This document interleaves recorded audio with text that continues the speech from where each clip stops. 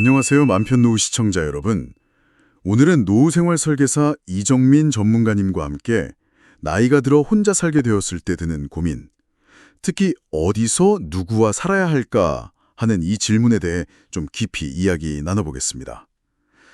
전문가님, 많은 분들이 은퇴 후에 혼자 남겨지면 참 막막하다 이렇게 느끼시는데 보통 어떤 선택지들을 주로 고민하게 되시나요? 네, 안녕하세요. 오늘 그 질문에 대한 답을 한번 같이 찾아보면 좋겠습니다. 마침 한 70대 남성분의 그 실제 경험이 있어서요. 그걸 바탕으로 좀 말씀드릴게요.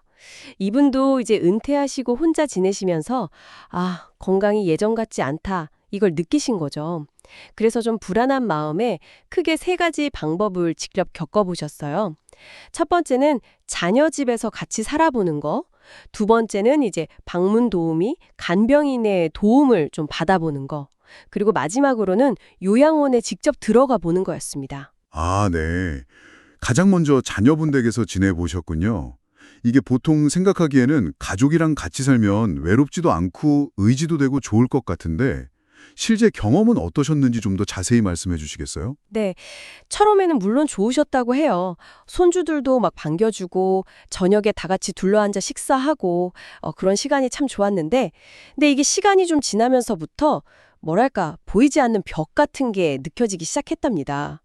아무래도 그 바쁜 자녀 부부나 또 사춘기 손주들하고는 대화할 시간이 점점 줄어들고 또 생활 방식도 서로 다르잖아요. 네, 그렇죠.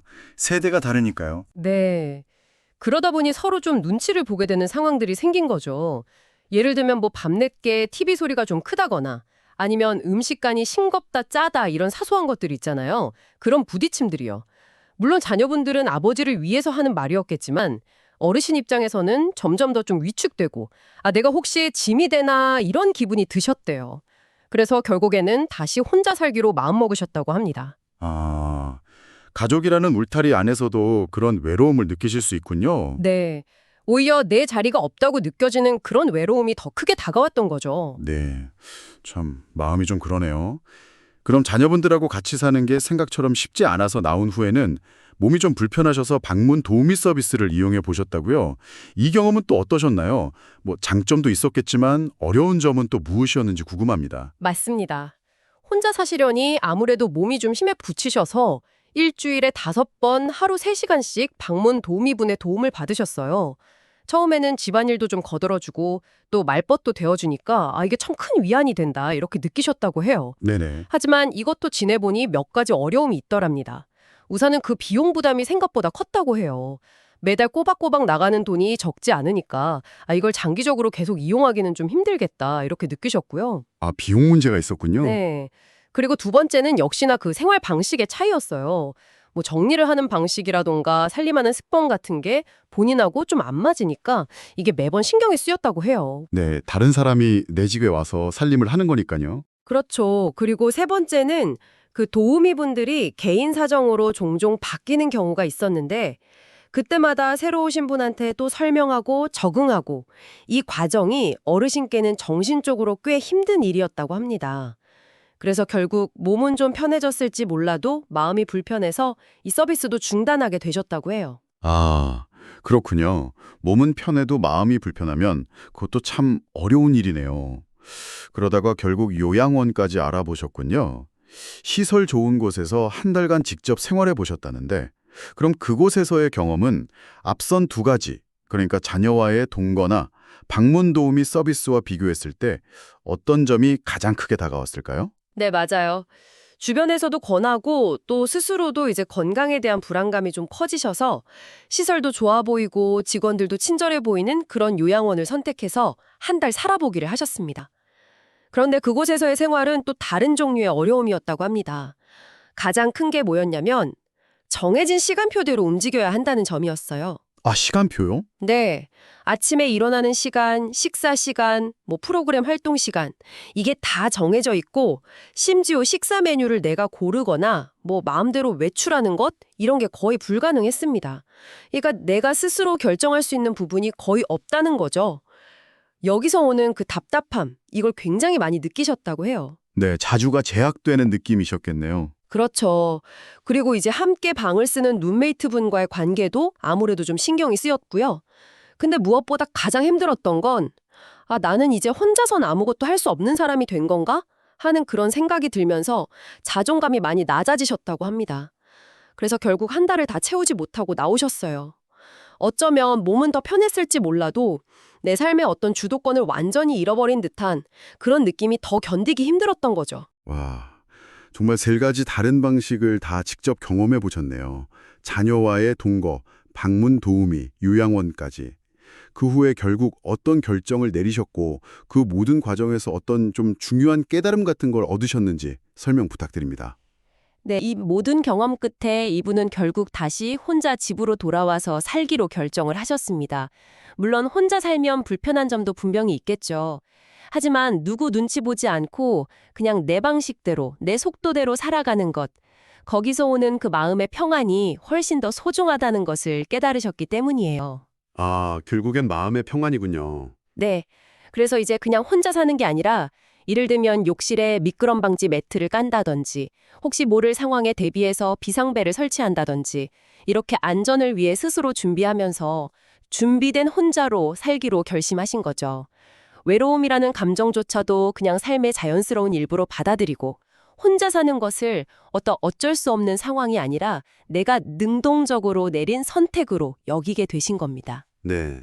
자신에게 맞지 않는 삶을 억지로 견디는 것보다 조금 불편하더라도 나다운 삶을 사는 것이 훨씬 더 중요하다는 것을 아주 깊이 깨달으신 거죠. 아, 준비된 혼자, 그리고 선택. 굉장히 중요한 말씀이네요. 그런데 그렇게 혼자 살기로 딱 결심하신 후에 오히려 좀 긍정적인 변화가 있었다고요? 이웃과의 관계에서 어떤 좀 특별한 경험을 하셨는지 궁금합니다. 네, 아주 흥미로운 변화가 있었습니다. 어느 날 이웃 주민에게서 아이를 학교에서 잠시만 좀 데려와 달라는 부탁을 받으셨대요. 정말 생각지도 못한 부탁이었죠. 처음에는 좀 망설였지만 며칠 동안 아이 손을 잡고 학교에서 집까지 같이 걸어오면서 아이랑 이런저런 이야기를 나누는 게 큰 활력이 되었다고 합니다. 아이들은 참 에너지가 넘치잖아요. 네, 그렇죠. 보기만 해도 힘이 나죠. 네. 특히 아이 엄마랑 또 그 할머니가 너무너무 진심으로 고마워하는 모습을 보면서 내가 아직 쓸모 있는 사람이구나. 누군가에게 도움이 될 수 있는 존재구나 하는 생각에 정말 큰 기쁨을 느끼셨대요. 그리고 자신의 존재 가치를 다시 한번 확인하게 된 거죠. 이 작은 일이 계기가 되어서 다른 이웃들하고도 자연스럽게 인사를 나누고 가벼운 이야기도 나누게 되면서 혼자 살지만 결코 혼자가 아닌 이웃과 함께 살아가는 법을 배우게 되신 겁니다. 고립된 게 아니었던 거죠. 와, 정말 예상치 못한 계기로 새로운 관계와 또 삶의 의미를 찾으셨네요. 그럼 이 어르신처럼 혼자 살면서도 이웃과 교류하는 방법 외에 혹시 또 다른 주거 형태는 없을까요? 그러니까 혼자지만 또 함께 어울려 살 수 있는 좀 대안적인 방법이 있다면 소개해 주십시오. 네, 아주 좋은 질문이십니다. 요즘 그런 대안으로 떠오르는 것 중 하나가 바로 시니어 쉐어하우스 또는 공동체 주거라고 불리는 형태입니다. 시니어 쉐어하우스요? 네, 이게 뭐냐면 각자의 독립된 개인 공간, 그러니까 방은 따로 가지면서요. 거실이나 주방 같은 공간은 다른 어르신들과 함께 공유하며 생활하는 방식입니다. 그래서 식사를 같이 준비해 먹거나 아니면 취미 활동을 같이 하면서 서로에게 의지가 되어주기도 하고요. 그러면서도 각자의 사생활이나 자유는 존중받는 그런 형태죠. 혼자만의 공간도 있으면서 또 같이 어울릴 수도 있고 괜찮은 방법 같은데요? 네, 아직 전국적으로 아주 많은 것은 아니지만 서울을 비롯해서 일부 지자체나 또는 민간기관에서 운영하는 곳들이 점차 늘어나고 있는 추세입니다. 서로에게 너무 얽매이지 않으면서도 외로움을 덜고 또 함께 사는 즐거움을 느낄 수 있는 그런 좋은 대안이 될 수 있습니다. 정말 여러 각도에서 깊이 생각해 볼 수 있었습니다. 자, 이 이야기들을 통해서 우리 맘편노 시청자분들이 나의 노후는 어떻게 준비해야 할까? 이렇게 고민하실 때 가장 중요하게 기억해야 할 점은 무엇이라고 정리할 수 있을까요?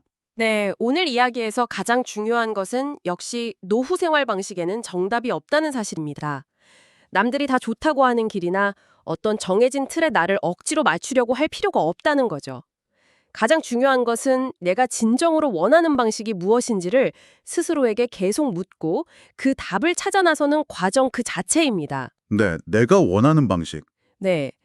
자녀와 함께 살거나 아니면 시설에 들어가는 것만이 유일한 해답은 절대 아닙니다.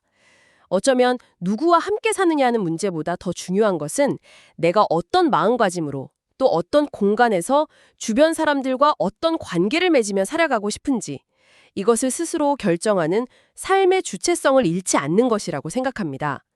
그리고 또 한 가지, 도움을 받기만 하는 그런 수동적인 존재가 아니라 내가 먼저 이웃에게 작은 도움이라도 나누고 베풀면서 그 안에서 삶의 의미와 활력을 되찾을 수 있다는 점도 꼭 기억하시면 좋겠습니다. 도움을 주는 존재가 되는 것의 중요성. 맞습니다. 나이가 든다는 것이 단지 약해지고 의존적이 되는 시간이 아니라 오히려 불필요한 것들을 덜어내고 진짜 나답게 내가 원하는 대로 살아갈 수 있는 좋은 기회가 될 수도 있습니다. 결국 내가 행복한 방식, 그게 최고의 노후 준비이고 최고의 노후 생활입니다. 오늘 정말 귀한 말씀 감사합니다. 결국 내 노후의 모습은 다른 누구도 아닌 바로 내가 스스로 만들어가는 것이고 그 과정에서 이웃과 더불어 사는 지혜가 큰 힘이 된다는 점을 다시 한번 깨닫게 됩니다. 오늘 이야기가 마음에 와닿으셨다면 구독, 좋아요, 알림 설정 꼭 좀 눌러주시고요. 주변에 계신 소중한 분들에게도 이 영상을 공유해 주시면 감사하겠습니다. 또 영상을 보시면서 궁금한 점이나 혹은 나누고 싶은 이야기가 있으시면 언제든지 아래 댓글로 남겨주시기 바랍니다. 오늘부터 내 삶은 내가 선택하겠습니다. 이렇게 댓글로 한번 다짐을 나눠보는 것도 참 좋을 것 같네요. 다음 시간에는 60세 이후 국민연금 계속가입, 이거 해야 할까? 특히 10년 못 채운 분들 필수 시청이라는 주제로 더욱 유익한 정보 가지고 찾아뵙겠습니다. 오늘도 시청해 주셔서 감사합니다.